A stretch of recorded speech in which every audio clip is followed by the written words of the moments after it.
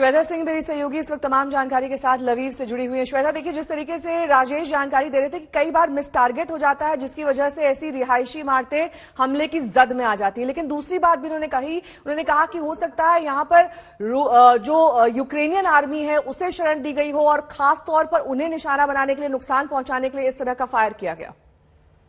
लेकिन नेहा, उन्होंने खुद उस इमारत में रह रहे व्यक्ति से बात की थी, इसलिए थोड़ा सा मुश्किल लगता है इसे समझना। लेकिन देखिए, जिस तरह का कीव की संरचना है और जिस तरह की वहां पर इमारतें हैं, उसे देखकर एक चीज स्पष्ट हो जाती है, वो ये कि अगर उसे यूक्रेन की सेना ऑक्यूपाई करने की कोशिश करती है या वहां पर डिफेंसेस लगते हैं, तो सीधे तौर पर रूस चाहेगा कि उस पर आक्रमण करे। लेकिन ये रिहायशी इमारतें एक दूसरे के अगल बगल हैं, इन रिहायशी इमारतों में लोग अभी भी रह रहे हैं, इसीलिए रूस अपनी जिम्मेदारी से पूरी तरीके से मुक्ति नहीं पा सकता है कि हम तो इसीलिए टारगेट कर रहे थे क्योंकि वहां पर सैनिक तैनात थे और हम लोगों को दिक्कत हो सकती थी और अर्बन वॉरफेयर एक हो सकता था। युद्ध छिड़ गया है और सबको यह मालूम था कि जब कैजुअलिटीज होंगी तो केवल सैन्य कैजुअलिटीज नहीं होंगी, जो आम लोग हैं वो भी उसकी जद में आएंगे। जिसकी सबसे अधिक आशंका थी वही आज की सुबह वो खबर लेकर आई है। कीव टारगेट नहीं होगा कहते कहते हम इस स्थिति में पहुंच गए हैं जहां पर कीव इस तरीके से टारगेट हो रहा है कि उन रिहायशी इमारतों को निशाना बनाया जा रहा है। लोग वहां पर रहते हुए हमने उन तस्वीरों में दिखाए हैं, हमने उन अपार्टमेंट्स की जो गति हो रही है वो दिखाया है। अब सैनिक तैनात होंगे, इससे कोई इनकार नहीं कर सकता है, लेकिन एक देश को अपने डिफेंस की पूरी इजाजत होती है, पूरी छूट होती है।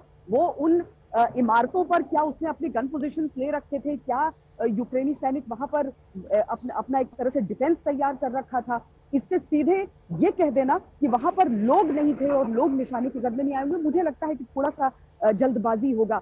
यूनाइटेड नेशंस की तरफ से अगर ये बात कह दी गई है कि लोग बड़ी संख्या में हताहत हुए हैं, तो ये वाकई एक बहुत गंभीर दिन है जहां पर सीधे तौर पर एक नागरिक इमारत पर निशाना और नागरिकों को क्षति।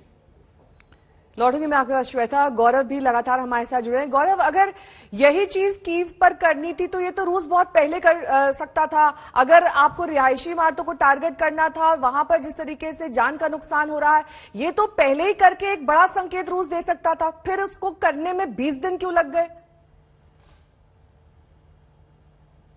आप यहां पर अभी सुन सकती हैं, एयर रेड सायरन बज रहा है और बहुत तेजी से बज रहा है। ये दिखाता है कि इस क्षेत्र में भी अब तनाव बढ़ रहा है। आपको ये एयर रेड सायरन इस समय सुनाई दे रहे होंगे यहां लेविव में भी। ये दिखाता है कि रूस का अब आर्क ऑफ ऑपरेशन लगातार बढ़ता जा रहा है। लेविव को, पश्चिम के इलाकों को सुरक्षित समझा जाता था, लेकिन अब नहीं। यहां पर भी ताबड़तोड़ मिसाइलें दागी गई हैं और एरियाज को निशाना बनाया गया है। रूस ये दावा कर रहा है कि वो केवल मिलिट्री इंस्टॉलेशंस को टारगेट कर रहा है, लेकिन यूक्रेन कह रहा है वो सिविलियन एरियाज को भी टारगेट कर रहा है। अब ये जिस नेचर का ये वॉर है की लड़ाई इस समय हो रही है जिस तरह की, उसमें यह है कि रूस का यह दावा है कि इन रिहायशी इलाकों के आसपास या तो कोई सैन्य ठिकाने हैं या फिर इन बिल्डिंगों की छत पर जमीन से हवा में मार करने वाली मिसाइलें लगाई गई हैं, या वो सिपाही बैठे हैं जो मैन पोर्टेबल सैम्स के साथ है, यानी अपने कंधे पर रखकर सरफेस टू एयर मिसाइल जिनसे हेलीकॉप्टर और लड़ाकू विमानों को भी निशाना बनाया जा सकता है, वो इन इलाकों में है। तो इसीलिए उन इलाकों को रूस निशाना बना रहा है, ऐसा रूस का दावा है, जिसका खंडन यूक्रेन की सेना हमेशा करती आई है। लेकिन इस बीच 20वें दिन यह युद्ध एक बहुत ही भयावह रूप लेने लगा है। अब तक जो मिलिट्री इंस्टॉलेशंस थे, जैसे आपने खार्किव में देखा, मारियोपोल में देखा, सिविलियन इलाके भी लगातार टारगेट किए गए। एक मैटरनिटी हॉस्पिटल को टारगेट किया गया, जिस पर रूस ने दावा किया कि उस मैटरनिटी हॉस्पिटल में ज्यादातर लोग तो निकल चुके थे, कुछ प्रेग्नेंट महिलाएं थी, लेकिन वहां पर यूक्रेन की मिलिशिया रह रही थी और इसीलिए उनको टारगेट करना पड़ा। अब रूस, जैसा आपने भी अपनी रिपोर्ट में बताया, कि खरसन के इलाके से, दक्षिण के इलाके से तेजी से आगे बढ़ रहा है और वहां पर अब वो वहां के गवर्नर्स को या मेयर्स को अपने पक्ष में करके सत्ता परिवर्तन की कोशिश कर रहा है अलग अलग इलाकों में। कुछ इलाकों में उसे सफलता मिली है, कुछ इलाकों में उसे सफलता नहीं मिली है। ये आप सुन भी रहे होंगे। यहां पर अब लोगों से कहा जा रहा है कि वो बिल्डिंगों के अंदर चले जाए या बेसमेंट में चले जाए, क्योंकि एक खतरा अब बढ़ रहा है। यहां पर अंदेशा है कि यहां एयर अटैक या मिसाइल अटैक भी हो सकता है।